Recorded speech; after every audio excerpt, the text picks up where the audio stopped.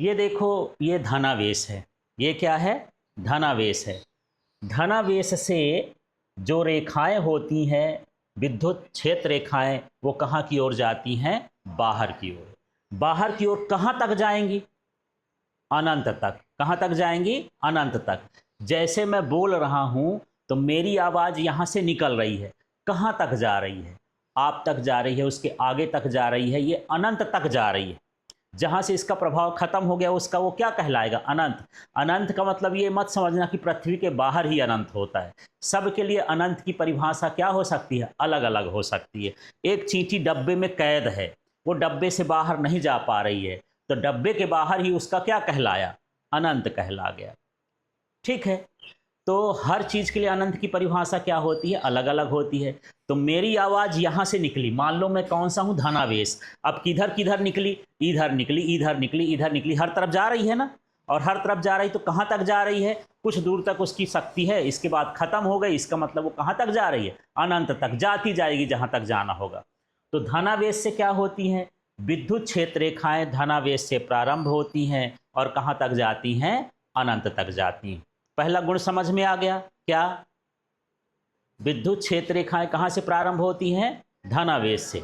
और जाती कहां तक हैं? अनंत तक जाती हैं।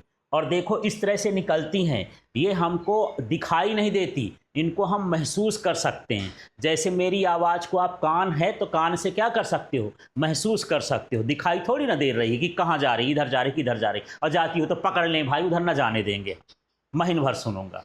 पकड़ में आएगी क्या? नहीं आएगी। ऐसे ही आवेश से जो किरणें निकलती हैं, है ना, तो वो हमको दिखाई नहीं देती, तो हम उसको एक रेखा से दर्शा देते हैं। मान लेते हैं कि ऐसा ऐसा क्या है, जा रहा है। अब जैसे मेरे मुंह से आवाज़ निकल रही, इसको कागज़ में बताना है तो लाइन खींच के बताओगे, हाँ इधर भी आवाज़ जा रही थी, इधर भी जा रही थी, इधर भी जा रही थी, इधर भी जा रही थी, और इधर घुसन हो रही थी, बाहर जा रही थी। ठीक है। तो इस तरह से यहाँ पर धनावेश के लिए हम जान गए कि विद्युत बल रेखाएं कहाँ से प्रारंभ होती हैं? धनावेश से। जाती कहाँ तक हैं? अनंत तक। क्लियर हो गया? अब थोड़ा सा हम और आगे चलते हैं। ये देख लीजिए, जिस तरह से ये बढ़ती जाती हैं, आगे की ओर निकलती जाती हैं लगातार। अब दूसरा भाग हम देखेंगे यहाँ पर, यदि हमारे पास ऋणावेश आ जाए। ऋणावेश में क्या होता है? ये कहाँ से आ रही हैं? बाहर क्या है? अनंत है। ये क्या हो गया? अनंत। अनंत से आती हैं और ये ऋणावेश में क्या करती हैं? प्रवेश करती हैं। तो धनावेश से विद्युत बल रेखाएं क्या हो रही थी? निकल रही थी। निकल के कहाँ जा रही थी? अनंत में। और ऋणावेश में क्या हो रहा है? कहाँ से आ रही हैं? अनंत से। जैसे मान लो इधर कहीं से ट्रक आ जाए, अब आपको आवाज़ सुनाई दे रही है, तो ट्रक दिखाई नहीं दे रहा है, आवाज़ क्या हो रहा है? सुनाई दे रही है। तो आप बोलोगे हाँ यार आवाज़ तो आ रही, पता नहीं कहाँ से आ रही है। तो उसको क्या मान लोगे? जब पता नहीं तो क्या है? अनंत है। तो आपका कान ऋणावेश का काम कर रहा है एक तरह से। यदि हम उदाहरण ले लें, मुंह क्या करेगा? धनावेश। इससे चीजें निकल रही हैं और कान उसको क्या कर रहा है? सुन रहा है। तो इसमें प्रवेश कर रही हैं तरंगें, है ना। तो ऐसे है ऋणावेश के लिए तरंगें, जो विद्युत चुंबकीय क्षेत्र होता है या रेखा होती है, अनंत से आती है और ऋणावेश पर क्या होती है? समाप्त होती है। समझ में आया? धनावेश का क्या हो गया? उल्टा। धनावेश का बताओ क्या हो रहा था? धनावेश से प्रारंभ होती और कहाँ जाती हैं? अनंत तक जाती। इसमें क्या हो रहा है? अनंत से प्रारंभ होती हैं और कहाँ पर समाप्त हो जाती? ऋणावेश पर समाप्त होती है। तो अलग अलग आवेश हो गए। अब दोनों तरह के आवेश हों तो क्या होगा? तो चलिए उसका चित्र भी देख लेते हैं। ये देखिए, ये कहाँ से आ रही हैं? कहाँ से आ रही हैं? अनंत से। कहाँ जा रही हैं? ऋणावेश पर आकर के ये क्या हो जाएंगी? समाप्त हो जाएंगी। अब देख लेते हैं, यदि दो धन आवेश रख दें तो क्या होगा? ये जब दो धनावेश रखेंगे, एक धनावेश इधर है, एक धनावेश इधर है, तो ये एक दूसरे से कहाँ जाती हैं? दूर जाती हैं। ये फैल जाती हैं। ये क्या हो रही हैं? फैल जाती हैं। माने दुश्मनी की बात हो रही है कि यहाँ पर मैं हूँ, कोई और आ जाए जो मेरा दुश्मन है, मेरे से बातचीत नहीं करता है, पटता नहीं है, तो वो इधर मुड़ जाएगा, मैं इधर मुड़ जाऊंगा। ये भी मुड़ गया इधर। प्रतिकर्षण को दर्शा रहा है। ये किसको दर्शा रहा है? प्रतिकर्षण को। ठीक है। तो जब यहाँ पर दो धनावेश हों, क्या हो? दो धनावेश, तो ये किरणें क्या हो जाती हैं, फैल जाती हैं, सिकुड़ती नहीं है, क्या हो जाती हैं, फैल जाती हैं, दूर हट जाती हैं, जो ये बताती हैं इन दोनों के बीच क्या हो रहा है, प्रतिकर्षण हो रहा है। लेकिन ये एक दूसरे को काटेंगी नहीं, है ना। यहाँ तो दुश्मनी हो तो मार काट चालू हो जाता है, ये मारते काटते नहीं है, दूर ही भाग जाते हैं। सबसे अच्छा यही है, लड़ाई झगड़ा हो तो क्या करो, दूर भाग जाओ, इनसे सीखो थोड़ा, ठीक है। तो जब ये विद्युत क्षेत्र रेखाएं फैलने का प्रयास करती हैं तब एक दूसरे को क्या कर देती हैं, प्रतिकर्षित करती हैं, ठीक है। क्लियर हो गया। अब इनको जाना था सीधा, ये टेढ़ी नहीं होती जैसे ये सीधे सीधे निकली हैं, इनको कैसे जाना था, सीधा। पर देखा कि भैया एक बड़ा शेर से सवा शेर यहाँ पर खड़ा है, वहाँ पर नहीं जाना है, खतरा है, यहाँ का मुड़ के इधर उधर चली गई, वो भी मुड़ के इधर उधर चला गया, ठीक है। इस तरह से यहाँ पर ये किसको बता रहा है, प्रतिकर्षण को बता रहा है। क्लियर हो गया। तो चलिए, जब दो धनावेश होंगे तो ये एक दूसरे से दूर भागेंगे, दूर भागने का प्रयास करेंगी और क्या हो जाएगा, फैल जाएगा। इस तरह से ये धनावेश के विद्युत क्षेत्र रेखाएं हो गए, ठीक है। अब देख लो, यदि आपके पास धन भी हो ऋण भी हो तब तो आकर्षित वाला काम है, दोस्ती हो जाएगी। प्रारंभ कहाँ से हो रही है, धनावेश से, और समाप्त कहाँ हो रही है, ऋणावेश पर। यहाँ से चली धन से, देखो ये तीर देख लो, और कहाँ पर आ गई, ऋणावेश पर आ गई, ठीक है। तो जो विद्युत क्षेत्र रेखाएं होती हैं वो धनावेश से प्रारंभ होती हैं और ऋणावेश पर क्या होती हैं, समाप्त होती हैं। यदि ऋण न होता तो कहाँ समाप्त होती, अनंत में, पर ऋण है तब यहीं समाप्त होगी, तब अनंत फनंत की जरूरत नहीं है। ये दे रहा है, ये ले रहा है, कुल मिला के ऐसा है, ठीक है। क्या यहाँ पर कोई ऐसी रेखा देख रही है जो एक दूसरे को काट रही हो, नहीं काट रही। तो ये रेखाएं एक दूसरे को प्रतिच्छेद नहीं करती, ये भी गुण है, अभी मैं गुण पढ़ाऊंगा तो, है ना। ये भी हम देख रहे हैं कि ये क्या बीच बीच में कटी है, बीच बीच में कटी है, क्या लगातार आ रही है, माने कैसी होती है, सतत होती है।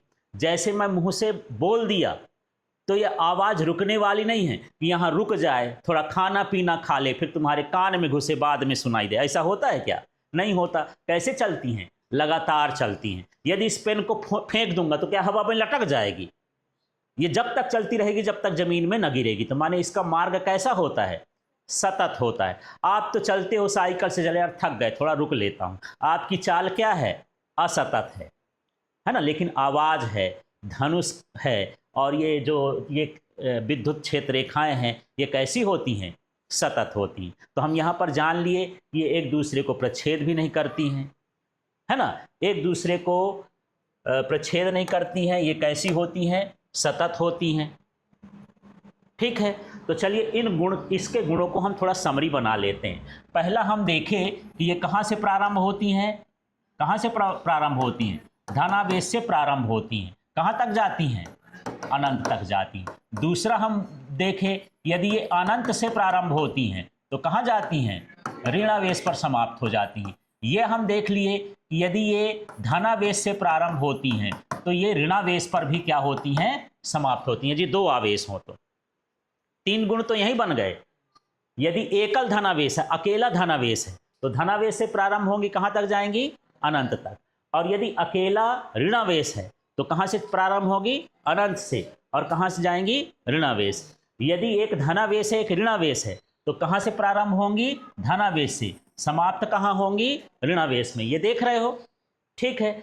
और यदि दो धनावेश हों, ये दो धनावेश हों, तो ये क्या करती हैं, फैलने का प्रयास करती हैं, और किसको बताती हैं कि ये क्या हो रहा, प्रतिकर्षण। यहाँ पर हम देख रहे हैं ये सिकुड़ने का प्रयास करती हैं, जाना था इधर पर ये सिकुड़ के ऐसा आ गई। ऋण धन हो तो क्या होता है, सिकुड़ने का प्रयास करती हैं। तो ये किसको बता रही हैं, आकर्षण को बता रही हैं, ठीक है।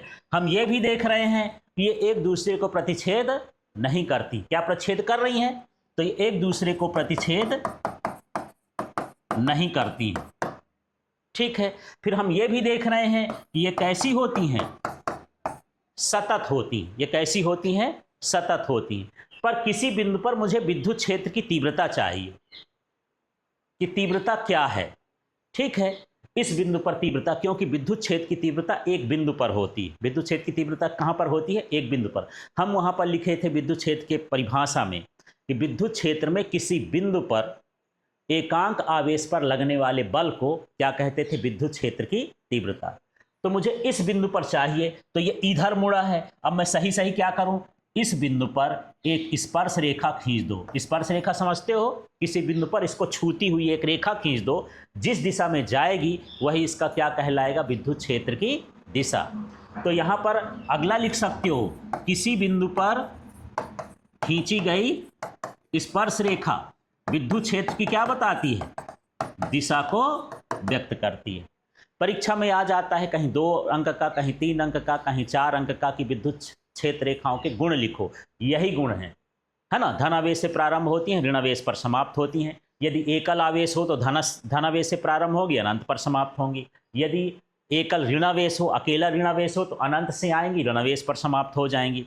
यदि ये सिकुड़ने का प्रयास करें तो आकर्षण को व्यक्त करती हैं, फैलने का प्रयास करें तो प्रतिकर्षण को व्यक्त करती हैं। ये सतत होती हैं, ये एक दूसरे को प्रच्छेद नहीं करती हैं। और ये मुख्य एक और चीज रह गया है, ये खुला वक्र बनाती है।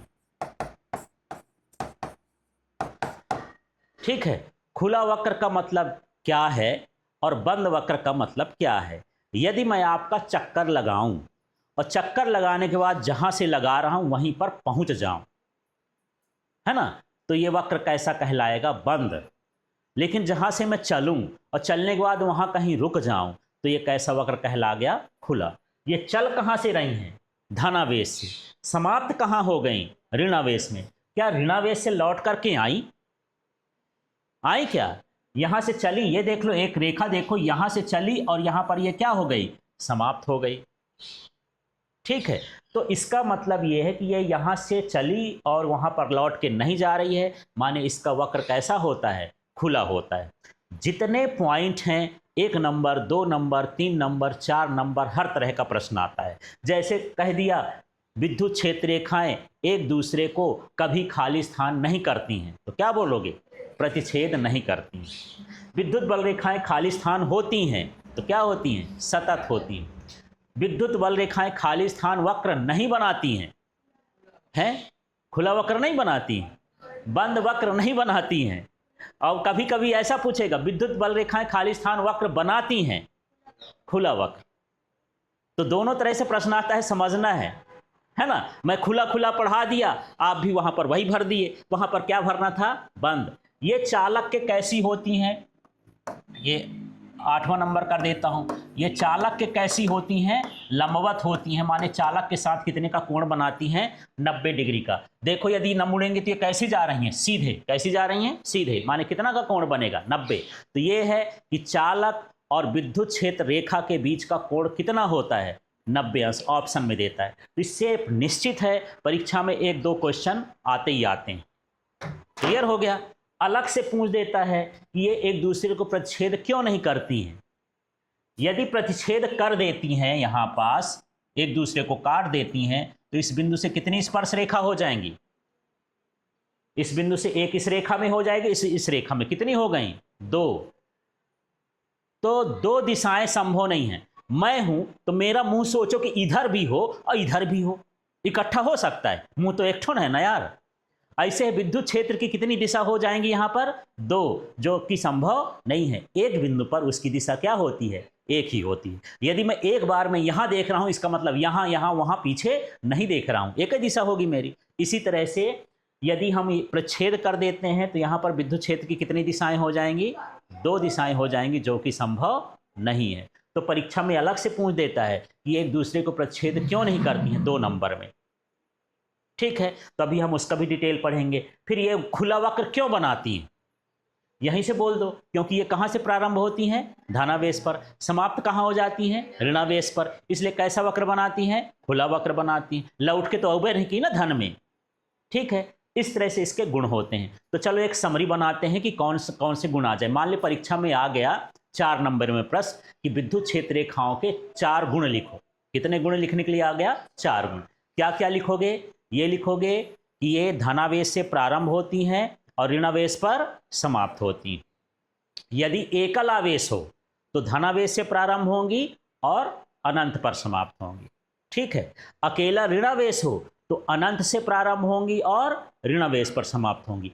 ये 3 पॉइंट नहीं बनाना है, इसको 3 बार लिखोगे तो मत सोच लेना कि 3 ठो तो मेरा हो गया। ये तीनों मिला के क्या पॉइंट कहलाएंगे? एक कहला।